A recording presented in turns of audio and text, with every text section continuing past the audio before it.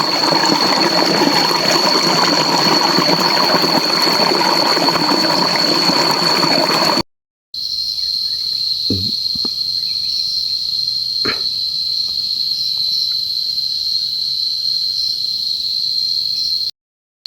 ี่จ้าพี่น้องเจออีกแล้ว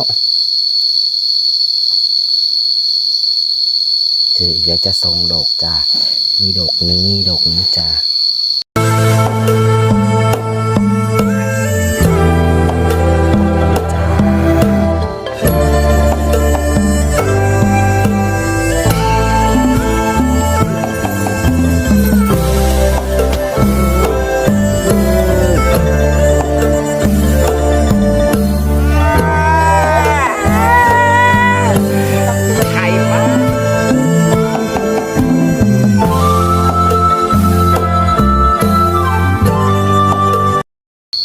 สวัสดีจ้าบ้านฉันสวรรค์บนดินพี่น้องปองปายสวัสดีFCเด้อจ้าพี่น้องลุงเกขามาหาเฮ็ดนะเซาจ้าแล้วเฮ็ดตะไคร่นะจ้าพี่น้องจากอีใดอีมานนะพี่น้องผู้ใดมาคลิปก็อย่าลืมกดไลค์กดแชร์กดติดตามให้น้องเกได้เด้อจ้าพี่น้องบ้านฉันสวรรค์บนดินจ้าพี่น้องไปกันจ้าอีมานปันใดเนาะพี่น้องเนาะนี่จ้าพี่น้องดอกแรกของวันนี้จ้าดอกแรกเห็ดระโงกเหลืองจ้า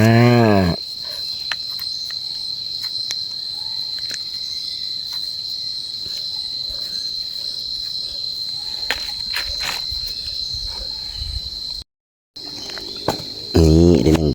ใจน้องสามดอก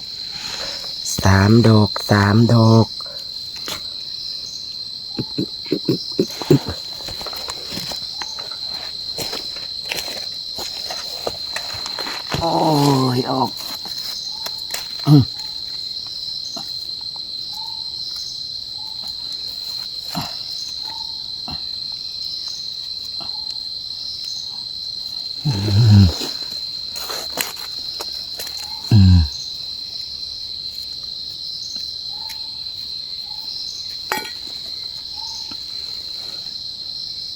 จ้า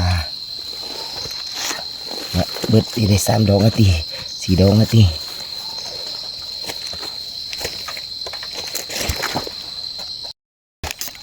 เนาะ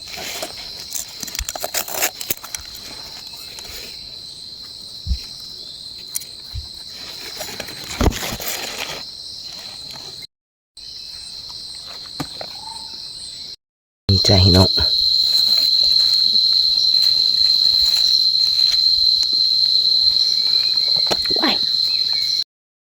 เจอแล้วไอ้น้องหนึ่งดอกนี่จ้าไอ้น้องดอกหนึ่งดอกหนึ่งโอ้ยเก็บเน่าไอ้น้อง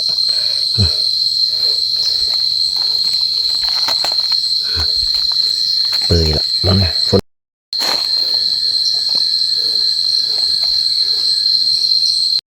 พี่น้อง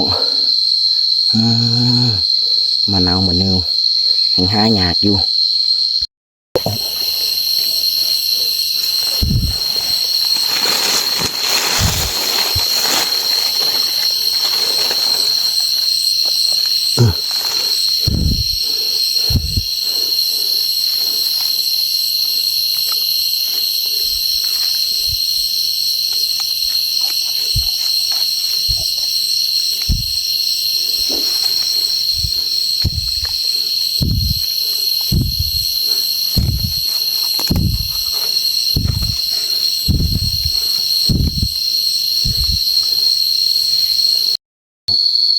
สองดอกค่ะโอ้มาได้แล้วพี่น้องเน่าได้ดอกเดียว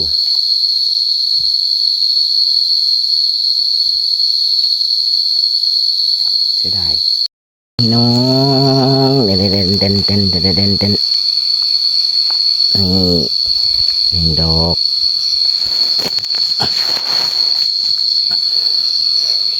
ที่สอง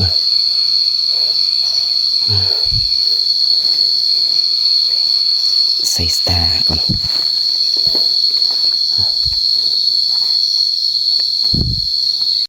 ได้เวลาเดินทางลงแล้วพี่น้องเฮ็ดไกร4-5 ดอกละได้เจลแล้วพี่น้องเฮ็ดละโกกอีกหน่อยหนึ่งจ้าพี่น้องไปเบิ่งตอนหลางอยู่บ้านเอาไว้ดีอีนั่นปันใดนะพี่น้องเนาะกำลังเดินลงจ้าลงแล้วดีนะยังได้เจลพี่น้อง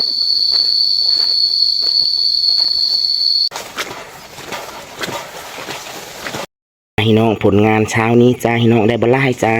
แต่ก็ได้ห่อเจลห่ออยู่ห่อกินอยู่พี่น้องไม่ได้มาคลิปก็อย่าลืมกดไลค์กดแชร์กดติดตามด้วยพี่น้องอันนี้เป็นคลิปสั้นๆจ้าพี่น้องเบิ่งไปเฮ็ดงานนะจ้า